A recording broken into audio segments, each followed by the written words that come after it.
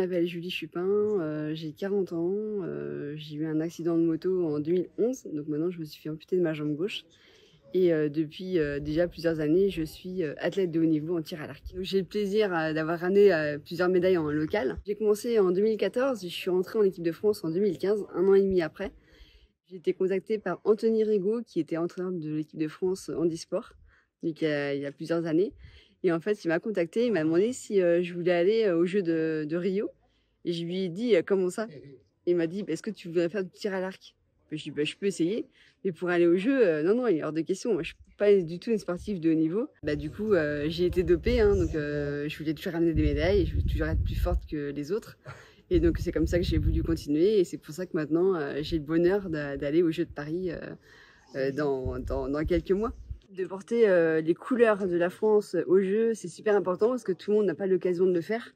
Et moi, je porterai le maillot d'équipe de France, puis montrer la Charente. En fait, j'ai choisi Ruel parce que en fait, c'est simple. En compétition locale, j'ai vu les gens de Ruel et ils me parlaient comme une personne normale, comme une personne valide, comme eux.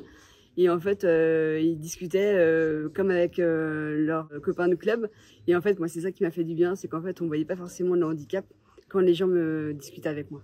Donc c'est pour ça que j'ai intégré Ruel. D'être soutenue par les gens de mon club, par rapport à les gens de ma commune aussi, par rapport aux proches, c'est vraiment super important et moi j'ai besoin de ça pour avancer dans le tir à l'arc. Enfin, j'ai eu un accident de moto, je me suis fait bousculer par un camping-car. Enfin, le camping-car m'avait pas vu, donc il a passé sur la route et il a pas regardé à gauche et moi j'arrivais.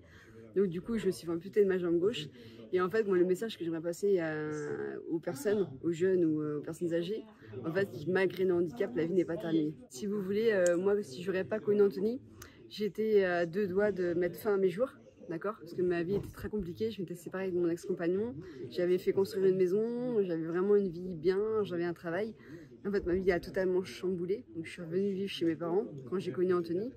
Et en fait, du coup, la vie n'est pas terminée, quoi, malgré le handicap. S'il y a des gens qui nous soutiennent, nos proches, ils sont là et qu'on a toujours nos amis et la famille, et ben, en fait, c'est super important parce que c'est eux qui nous font aller encore plus loin. Les gens en situation de handicap ou des gens valides, après, le message est le même à tout le monde, il faut faire du sport.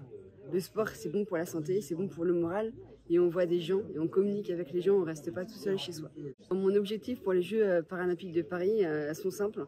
Elles sont de tirer de belles et bonnes flèches avec la bonne attitude. C'est juste ça que je veux.